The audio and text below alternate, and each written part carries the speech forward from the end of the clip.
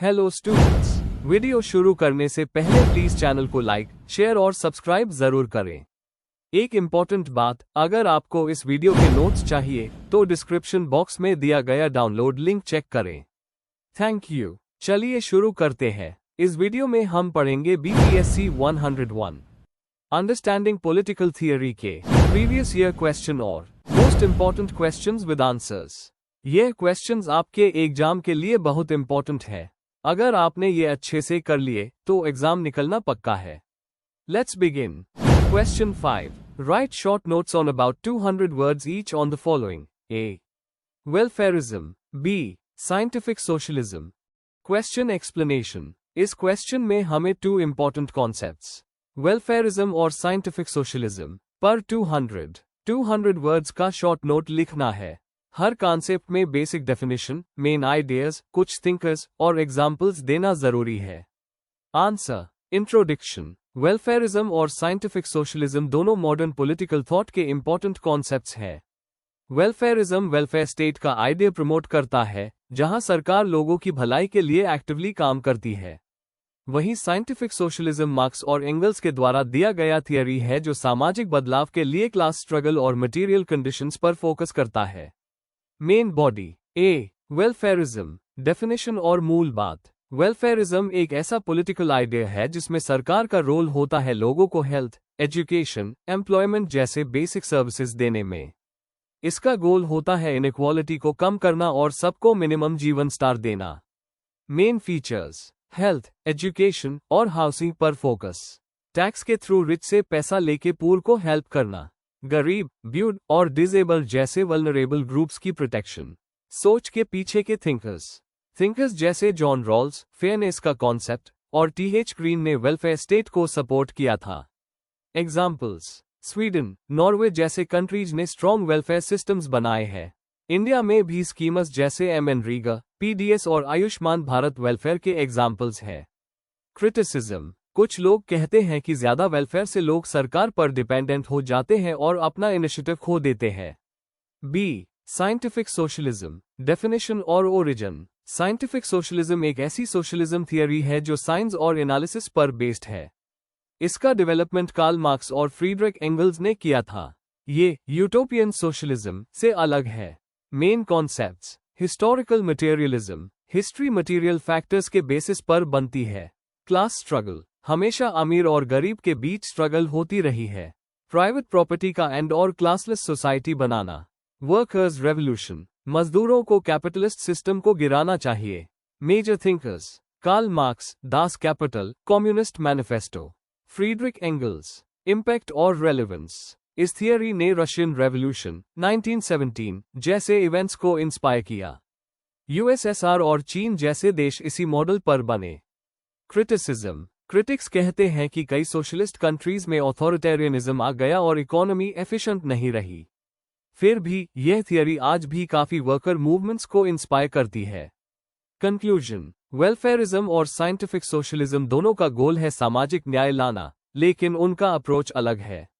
Welfarism capitalist system के अंदर काम करता है, जबकि साइंटिफिक सोशलिज्म रेडिकल चेंज चाहता है।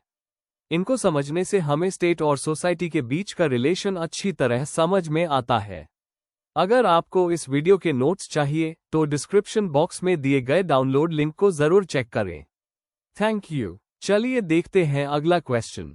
Question 6, write short notes on. A, Michael Foucault on conservatism. B, radical feminism. Question explanation. इस क्वेश्चन में हमें 2 अलग अलग छोटी नोट्स लिखनी है। पहले हमें बताना है कि माइकल फुको ने कंजर्वेटिज्म के बारे में क्या कहा या इनडायरेक्टली उससे कैसे जुड़ा। दूसरे पार्ट में हमें रेडिकल फेमिनिज्म के कोर आइडियाज और उसकी अप्रोच को समझाना है। आंसर। इंट्रोडक्शन। माइकल फुको एक मशहूर फ्रेंच थिंकर द जो पावर, नॉलेज और इंस्टीट्यूशंस के बारे में लिखते थे। वो खुद कंजर्वेटिव नहीं थे, लेकिन उनके आइडियाज कंजर्वेटिव थॉट से कुछ जगह पर मिलते हैं। रेडिकल फेमिनिज्म का एक मेजर ब्रांच है जो समाज को पेट्रियार्की से आजाद करने की बात करता है। इसका फोकस सोसाइटी के बेसिक स्ट्रक्चर्स को बदलने पर होता है।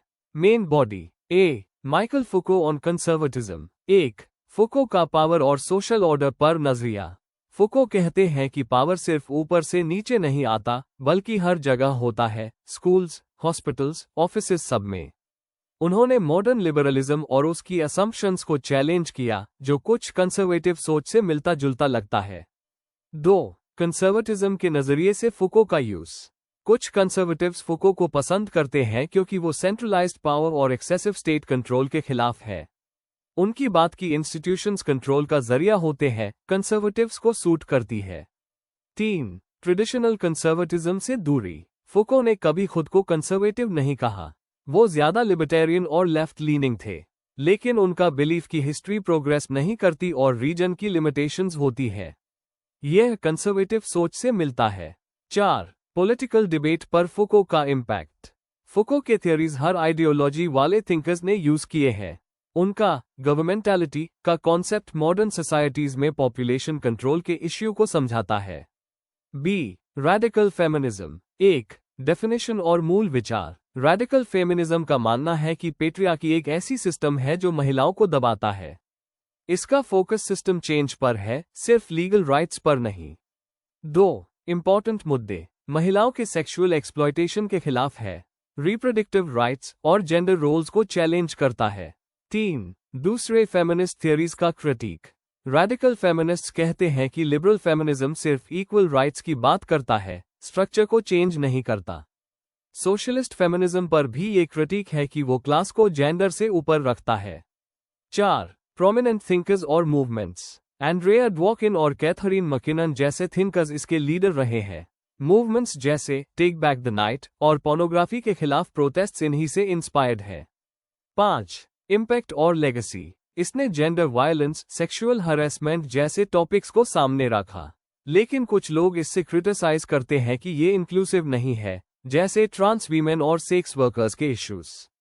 कंक्लूजन। फुको का वर्क डायरेक्टली कंजर्वेटिव नहीं था, लेकिन कुछ जगह कंजर्वेटिव थिंकर्स उनके आइडियाज को अपनाते हैं।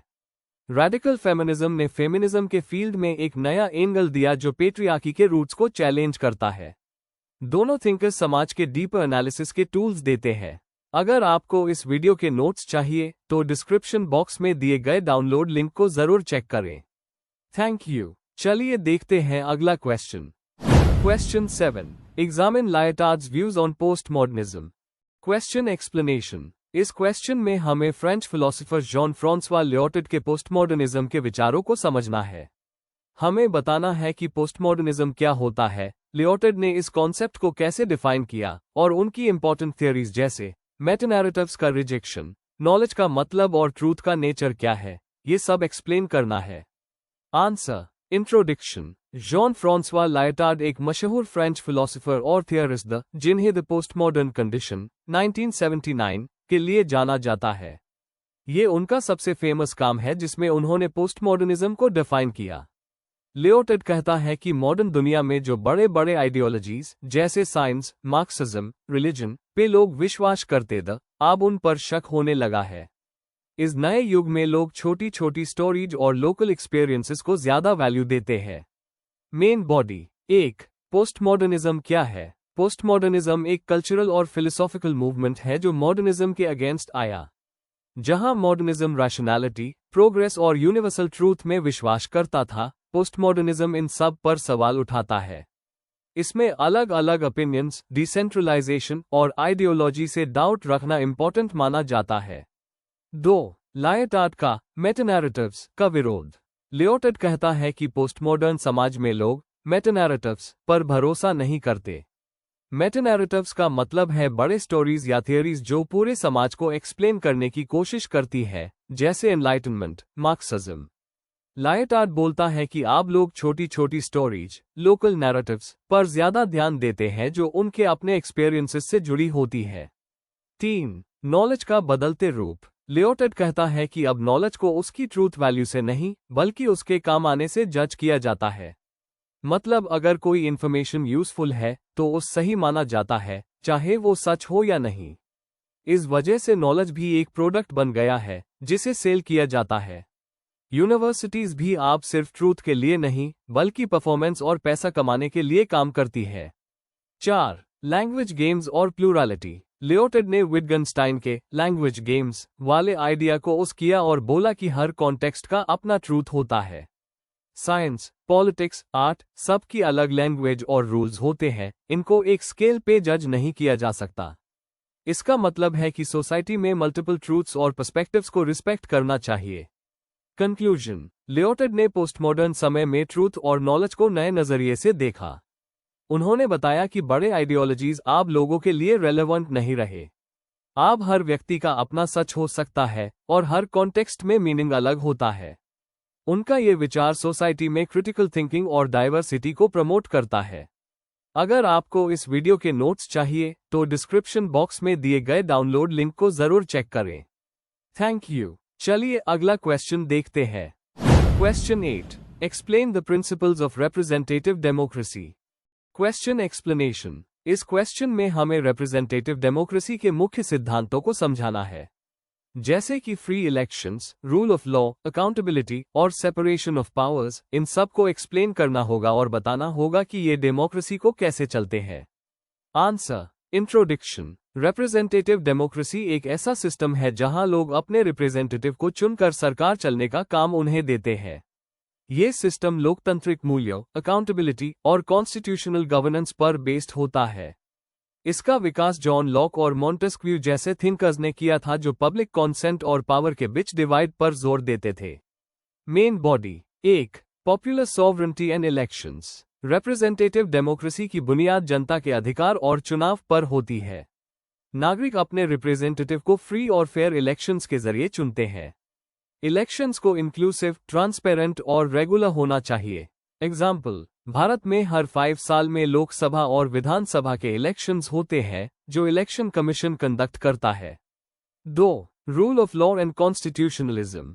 रिप्रेजेंटेटिव डेमोक्रेसी में सब लोग कानून के सामने बराबर होते हैं।